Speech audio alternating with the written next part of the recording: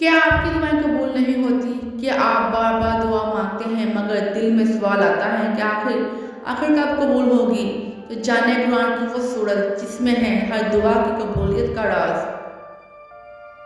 دوستو، ایک ایسا وظیفہ ہے جو ہر کسی کی زندگی بدل چکا ہے اور یہ وظیفہ ہے سورہ فاتحہ کا۔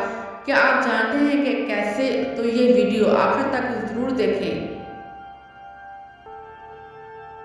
السلام علیکم ورحمۃ اللہ وبرکاتہ۔ پیارے دوستو، آج کی ویڈیو میں ہم آپ کو قرآن پاک کی وہ عظیم سورت سورہ فاتحہ کا ایک ایسا راز بتانے والے ہیں جو نہ صرف آپ کی دعاؤں کو قبول کرنے کا ذریعہ بن سکتا ہے بلکہ آپ کی زندگی کی مشکلات کے دروازے بھی آسانی سے کھل سکتے ہیں۔ سورہ فاتحہ کی اہمیت۔ دوستو، سورہ فاتحہ کو ام الکتاب کہا جاتا ہے۔ یہ قرآن کی پہلی سورت ہے اور ہر نماز کی ہر رکعت میں پڑھی جاتی ہے۔ رسول اللہ صلی اللہ علیہ وآلہ وسلم نے فرمایا، جو شخص سورہ فاتحہ پڑھ لیتا ہے گویا اس نے قرآن پاک پڑھ لیا۔ اس سورت کو شفاعت کرنے والی اور شفاعت دینے والی بھی کہا گیا ہے۔ سب سے بڑا راز۔ اب سوال یہ ہے کہ سورہ فاتحہ میں ایسا کیا راز ہے؟ دوستو، سورہ فاتحہ حقیقت میں ایک مکمل دعا ہے۔ جب بندہ اسے دل کی گہرائیوں سے پڑھتا ہے تو وہ اپنے رب کے ساتھ براہ راست بات کر رہا ہوتا ہے۔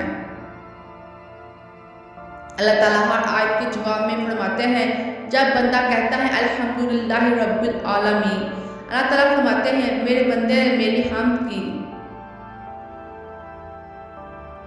جب بندہ کہتا ہے الرحمن الرحیم، اللہ تعالیٰ فرماتے ہیں میرے بندے نے میری تعریف کی۔ اور جب بندہ کہتا ہے کہ مالک یوم الدین، اللہ تعالیٰ فرماتے ہیں کہ میرے بندے نے میری برائی بیان کی۔ اور جب بندہ کہتا ہے ایاک نعبد و ایاک نستعین، تو اللہ تعالیٰ فرماتے ہیں یہ میرے اور میرے بندے کے درمیان ہے اور میرے بندے کے لیے وہ ہے جو وہ مانگے گا۔ وظیفہ برائے قبولیت دعا۔ اب آتے ہیں اصل نقطے پر۔ اگر آپ چاہتے ہیں کہ آپ کی وہ دعا قبول ہو جسے آپ دعا قبول کروانا چاہ رہے ہیں، جس کی مراد ہے آپ کے دل میں، تو نماز عشاء کے بعد وضو بیٹھ جائیں، 11 مرتبہ درود پاک پڑھیں، پھر 41 مرتبہ سورہ فاتحہ دل کی توجہ کے ساتھ پڑھیں، آخر میں دوبارہ 11 مرتبہ تشریف پڑھ کر اپنے مقصد کے لیے دعا کیجیے۔ اس کا اسکرین شاٹ بھی لے لیں۔ انشاءاللہ تعالیٰ اللہ چاہے تو وہ رزق کی پریشانی ہو، اولاد کا مسئلہ ہو یا کوئی بڑی مشکل ہو، اللہ تعالیٰ آپ کی دعا کو قبول فرمائے گے۔